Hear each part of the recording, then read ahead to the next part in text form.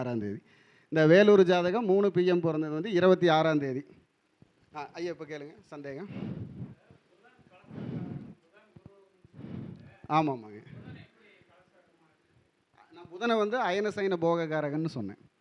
அதாவது அவர் வீட்டுக்கு அவர் 12ல் இருக்கார், தன் வீட்டில் 12க்கு இருக்கார். அது வந்து நம்ம காலச்சக்கரத்துக்கு தனம் வாக்கு குடும்பம் மனைவியை குறிக்குது. காலச்சக்கரத்துக்கு தனம் வாக்கு குடும்பம்னு மனைவியோடைய அமைப்பு குறிக்குது. தன் வீட்டுக்கு 12ங்கிறது அயன சைனம் தாங்க. அப்போது அந்த வீட்டுக்கோடு இருக்கிறப்ப இந்த செவ்வாய் வந்து யாருங்க, இந்த செவ்வாய்க்கு வந்து வீடு கொடுத்துருக்காரா? செவ்வாய் இருக்கார் இல்லைங்க. இந்த செவ்வாய் வந்து இந்த லக்னத்துக்கு 11ல் போய் உட்காந்துருக்காரா?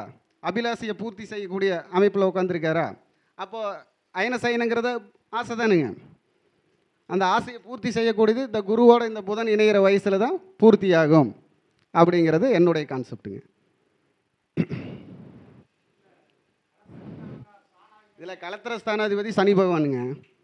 கலத்திரஸ்தானாதிபதி சனி பகவான். அந்த சனி பகவான் வந்து செவ்வாயை 7ஆம் பார்வையை பார்ப்பார்.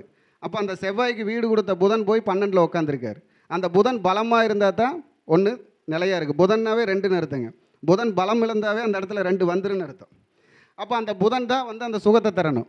அப்போ இந்த செவ்வாய்ங்கிற ரத்தம் மூலியமாக தான் அவருக்கு சுகம் கிடைக்கணும். அப்போ இந்த செவ்வாய்ங்கிற ரத்தம் யார்? இங்கே குரு தான் கூட இருக்கார். அப்போ குருங்கிறது இது பெண் வீடு. அப்போ குருங்கிறது தன் மூத்த அக்கா தன்னுடைய பெரிய அக்கா பொண்ணை அவர் கல்யாணம் பண்ணியிருப்பார் அப்படின்னு ஜாதகம் சொல்லுது. ஆமாம். அப்போது அது மூத்த அக்கான்னு சொல்லுது. மூத்த சகோதரியோட பொண்ணை கல்யாணம் பண்ணி இங்கே செவ்வாய் பிரச்சனை, புதன் வம்பு வழக்கு, செவ்வாய் வம்பு வழக்கு, புதன் வந்து பிரச்சனையை சமாதானம் பண்ணக்கூடியது, பிரச்சனையும் சொல்லும். அப்போ அந்த இடத்துல அந்த பிரச்சனையை வந்து அவர் சமாளிக்கிறார். அப்போ அந்த புதன் பார்த்தீங்கன்னா அந்த ஜாதகத்தில் 2 டிகிரியில் தான் இருப்பார். 2, 5 இந்த மாதிரி ஒரு டிகிரியில் தான் இருப்பார். அப்போ அந்த 2 நாள் கணக்கு தான் வாழ்ந்துருக்காங்க.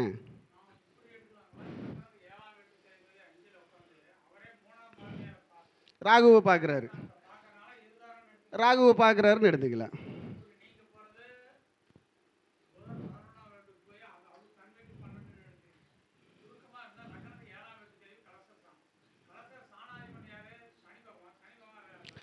ஐயா நம்ம வயசையும் எடுக்கணுமில்ல, வயசை சொல்லணுமில்ல, எந்த வயசில் ஆச்சுன்னு சொல்லணுமில்ல. அப்போ அதுக்கு புதனைத்தானே எடுக்கணும். இங்கே சனி பகவான் 3ஆம் பார்வை எடுக்கிறத எடுத்தால் வயசு வராதில்ல. இப்போ நம்ம வயசை மென்ஷன் பண்ணி சொல்லணுமில்ல. இந்த 33 வயசில் ஆச்சுங்கிறத சொல்லணுமில்ல. நீங்கள் சொல்கிற மாதிரி எடுத்தால் 33 வயசை சொல்ல முடியாதுல்ல. நீங்கள் அந்த தசா வயசை கணக்கு போடுங்க, எத்தனை வயசு வருதுன்னு உங்களுக்கு தெரிஞ்சிடும். ஆனால் அதே இந்த 16, 17 கணக்கு போட்டிங்கன்னா 33 வயசு வந்துடும். அப்போ 37ல் ஒரு கல்யாணம் நடக்க போகுதுன்னு அர்த்தம். எப்படி? இப்போ நடந்துகிட்ருக்கிற வயசு 37 முடிய போகுது. அப்போ இந்த 37 வயசு முடிஞ்சால் இன்னொரு திருமணம் நடக்குன்னு அவருக்கு டேட்டெல்லாம் எழுதி கொடுத்துருக்கேன். இந்த வயசில் நடக்கும், 37ல் இன்னொரு திருமணம் அமையும். அதுக்கு வந்து இந்த தடை இருக்குது, இது ஒரு தடை இருக்குது, அந்த தடையை நீங்கள் சரி பண்ணிக்கணும். அந்த தடையை சரி பண்ணிங்கன்னா இங்கே வந்து சனி வலுவாக இருக்கார், சுக்கிரன் வலுவாக இருக்கார். லக்னத்துக்கு பாதகத்தில் போய் சுக்கிரன் உட்காந்துருக்கார். லக்னத்துக்கு பாதகத்தில் போய் சுக்கிரன் உட்காந்துருக்கார். சுக்கிரன்னா வெள்ளி சரிங்களா. இந்த சனி பகவான் வந்து பூராட நட்சத்திரத்தில் உட்காந்துருப்பார். அப்போ சனி பகவானை தாங்கிட்டு இருக்கிறது காகம். அப்போ இந்த காகத்தில், இந்த வெள்ளியில் இந்த சனி பகவானை தாங்கிட்டு இருக்கக்கூடிய காகம் செஞ்சு அதாவது அவர் வயசு இப்போ 37, அப்போ ஒரு 40 கிராமில் காகம் செஞ்சு இந்த இடம் வந்து திருவீடு, குருவோட வீடு வந்து தெய்வ அருள் கிடைக்கக்கூடிய வீடு, திருவீடு. இது செவ்வாய் வந்து நமக்கு கொல்லி வைக்கக்கூடிய கிரகம். செவ்வாய் வந்து வாரிசு வந்து கொல்லி வைப்பான்னு அர்த்தம். கரெக்டுங்களா? அப்போ திருக்கொல்லி லக்னம் வந்து காட்டு ராசி, அவர் உச்சமாக இருக்கார்.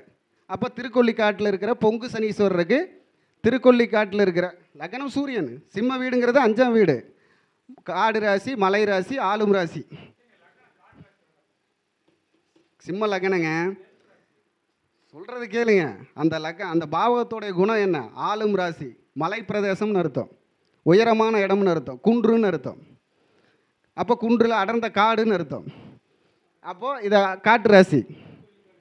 அப்போ திருக்கொல்லிக்காடு சனீஸ்வர பகவான் கோயிலில் போய் சுக்கிரனுக்கு தேவையான வெள்ளியில் சனீஸ்வர பகவானை தூக்கிட்டு போகக்கூடிய காகத்தை ஒரு 40 கிராமில் செஞ்சு 40 நாள் உங்களை தலையை சுற்றி இறக்கி வச்சுட்டு 41ஆவது நாள் கொண்டு போய் அந்த கோயிலில் விடுங்க. இந்த தோஷம் விலகும். வரக்கூடிய மனைவி ஒரு 7 வருஷமாவது மீண்டும் கூட இருப்பாங்க அப்படின்னு. புரியலீங்களா? மீண்டும் சொல்லணுமா? டைம் ஆகிட்டே போகும். முடிச்சாச்சு. ஆ ஆன் பண்ணியிருப்பேன் அப்படி. அதாவது திருக்கொள்ளிக்காடுங்கிறது எப்படி எடுத்துன்னு சொல்லட்டுங்களா? இன்னொருக்கா சொல்லட்டுங்களா? இந்த திருக்கொள்ளிக்காடுங்கிறது வந்து குருவுடைய வீடு வந்து 9ஆம் வீடுங்க. 9ஆம் வீடுங்கிறது குருங்கிறது வேதம், திருன்னு அர்த்தம். இந்த திரு இந்த திருவோட வீட்டில் தான் சனி பகவான் இருக்கிறாருங்க. அப்போ இந்த சனி பகவான் நேராக செவ்வாயை பார்க்குறாரு. செவ்வாய்ங்கிறது வாரிசுன்னு அர்த்தம். அப்போ சனி பகவான் கர்மகாரகன், வாரிசை வச்சு கர்மம் பண்ண முடியும், கொல்லி போட முடியுங்களா? அப்போ திருக்கொல்லி. இந்த சூரிய பகவான் போய் உச்சமாக உட்காந்துருக்காரு பாதகத்தில் உச்சமாக உட்காந்துருக்காரு. அப்போ சூரியனுக்கு என்ன எடுக்கணும்? அது வந்து மலை ராசி, ஆளும் ராசி, காற்று ராசி. அப்போ மலங்காடுன்னு சொல்லக்கூடியது சிம்ம ராசிங்க.